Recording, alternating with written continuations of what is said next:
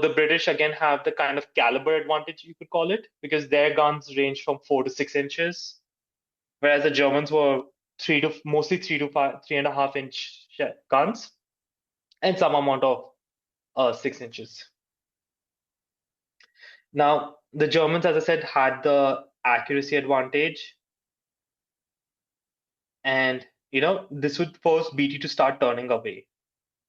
And then he makes a turn on HMS Lion, which was the flagship of BT. So one of the things is BT, he does expect all of his ships to kind of follow him in the column. And HMS Lion took it took 5 hits in 7 minutes period, with the sadelets, one of its shells hitting the Q turret of HMS Lion. So the British had their turrets as A, B, Q, X from front to rear. So the B and Q, B is the front turret that is closest to the superstructure in the middle, and the Q is on the rear side but closest to the superstructure. That turret is blown up completely. All but 2 men are killed, and those 2 are mortally wounded. And it is at that moment that one of the 2 dying men in that turret, which is a Major Francis Harvey, this man here, he gives the order with his last breath to flood the magazine compartment, because the magazine store is exposed and under threat. And he then succumbs to his injuries, but through his action, when the shell explodes, it does not destroy and spread throughout the ship. It actually just moves up in a huge whoosh, so it's not damaging anything more. And his single order saved HMS Lion from destruction. He was given a posthumous Victoria Cross for his heroics on this day. Now, at 4:04 p.m., the Wonder Tan, which was the last ship here, right, on Hipper's line, the ship that was told to split its fire on, the 2 ships, and it was technically supposed by the plan to fire on the indefatigable.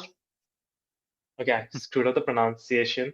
No, these British ships, they're so annoying to pronounce.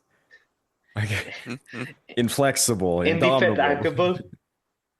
Yeah, and HMS New Zealand, which were the last 2 ships of the British line.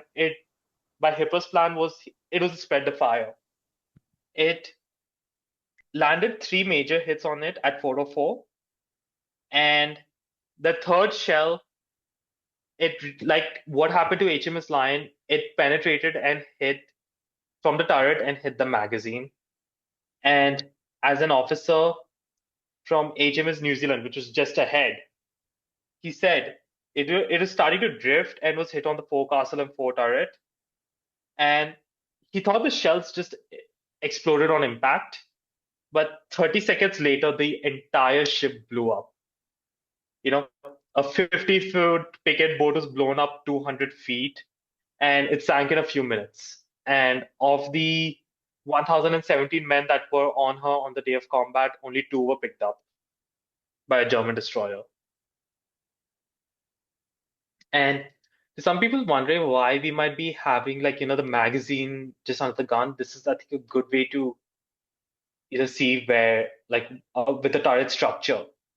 We see the turret on top, which is on the deck, and then you have the magazines and shells down below, which through a system of mechanical pulleys and such, they're able to hoist them up and put them into the arming chambers here.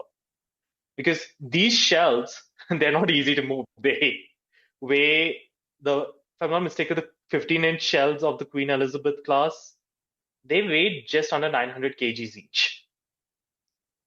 So this is kind of pretty much, I think, Craig, if I'm not mistaken, this is what happened to the Arizona at Pearl Harbor. Yeah, it was a perfect shot yeah. Now, BT is now moving to disengage, but because he's in utter disarray because his ships have taken a beating. His flagship has taken heavy damage. He's lost one of his battle cruisers. But it is at this moment Admiral Thomas finally arrives with his four Queen Elizabeths. Now, that is like, I'm pretty sure for the British, it's like, the cavalry has arrived. They start engaging with ranging shots from 19,000 yards. And then they turn down to starboard so that they are also moving parallel to the German lines. And all ships open fire with their 15-inch guns. Each broadside from Thomas's group, we're talking about 30 tons of shells flying over at one salvo. And soon the Germans start taking a broadside, like a beating with the Moltke and Wondertan soon hit. And this forces Hipper at this point to increase speed and disengage because he knows he cannot deal anything to, he's going to get out worse in this engagement. So we see the lines open up here. And because of his direction and BT's retreating from the battlefield, we are 23,000 yards, so you're now out of any even ranging shot range. So, but then what happens again is as Hippo also kind of corrects course a bit, and BT, who was also kind of retreating at a 34-degree angle, as you can see at this point here, they again come into range at 13,000 yards. So again, they start dueling with, HMS. This time the British get a bit better in the engagement. So HMS Lion and Queen Mary hit the Lutzow, which the Lutzow being the foreship of Hipper's line and his flagship, and the Sidlitz respectively. While the Wondertan and Moltke also trading fire with the New Zealand and Tiger. With New Zealand did hit the Wondertan quite heavily that 2 of its 4 turrets were destroyed. So it's now a compromised warship. Then at the Derfingler and Seydlitz attacked the Queen Mary. And again, the shells penetrated at the Q turret of the Queen Mary and went into the magazine, and kaboom, explosions rock the ship and it tilts to the port and sinks under. And 1,266 men were lost. So BT has taken quite a beating. Couldn't resist. So, with his forces in disarray, he does order 12 destroyers to move forward. At this time, the destroyers, their job is to lay down smoke screen when ordered, and also, try to get into torpedo range. If not, or at least stop the enemy's destroyers from launching torpedoes. And right now, the torpedo is a relatively newer weapon. It's not going to be as effective as what we would see in World War II. So yeah, we don't have the long lance being dropped at 40,000 yards and making a successful hit. They have to be quite close. So the problem is a destroyer doesn't want to get too close to a battle cruiser as well, because 25,000 tons versus about 1,100 tons, not really going to work. And plus 1 6-inch shell from the battle cruiser is enough for a destroyer. So when BT orders the destroyers to move forward, Hipper also orders his destroyers to come forward. Both launch the torpedoes. The Germans have no luck. The British at least managed to hit the Seydlitz. And it did take a lot of damage, but crucially, it did not lose speed or power. So it continued within the German line and formation. And, the Germans were not affected in speed. So it is at this point, BT does, decide that he needs to retreat. Now, when the fighting started, right? we know that the main German force under Scheer was 50 miles to the south, and Jellicoe was about 50 to 60 miles to the north. But Scheer picks up speed much more quickly, and it was at 4:46, right, well, as the action is closing around here, that the second light cruiser squadron, again under Commodore William Goodenough, I guess he was good enough to be a Commodore. Later becomes Admiral. But he sees the main body of the German high seas fleet moving north. And, a few minutes later, he confirms it and gives contact to BT that, the main body of the high seas fleet has come, better but get out of the area. And, the signal says course of the enemy battle fleet is north, single line ahead. Composition has Kaiser class with destroyers on both wings ahead. Enemy battle cruisers joining enemy battle fleet from the north. So this radio message is pretty much given the idea of what is coming ahead. Now, what happens is, as you see at this particular line here, BT still spends a few more minutes going south.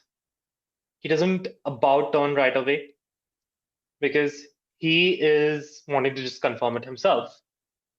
And then once he gets it, he orders all his ships to make a succession at 16 points from starboard, basically make a 180-degree turn. But crucially, they're still going to keep their line. So they're not, all the ships are not going to turn on their axis. They're going to follow the wake of HMS Lion, BT's flagship, and take the same course.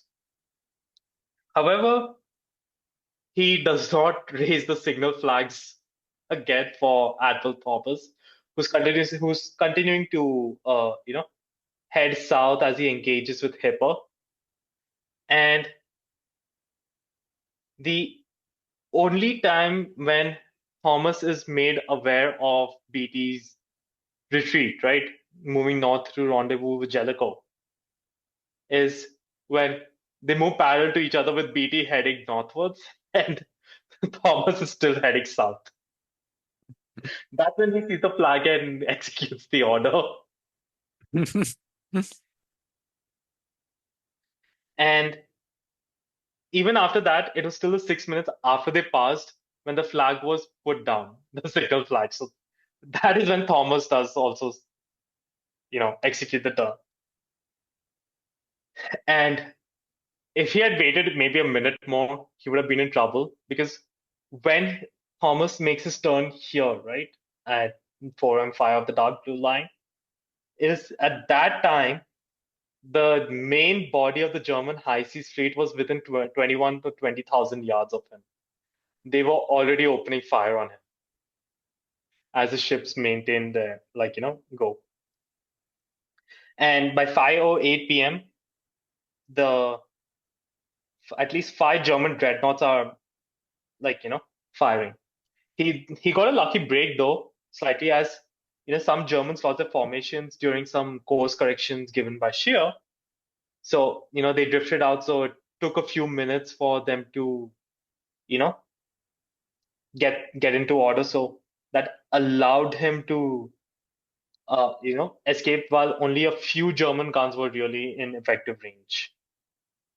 But now the Queen Elizabeths are joining the battlecruiser division in a full retreat because they, with Scheer's force, the only thing that can protect them is Jellicoe. And it is said that during this time, between a few minutes before 5 p.m. on the 31st of May to just before 6 p.m. was the minute of their time of glory.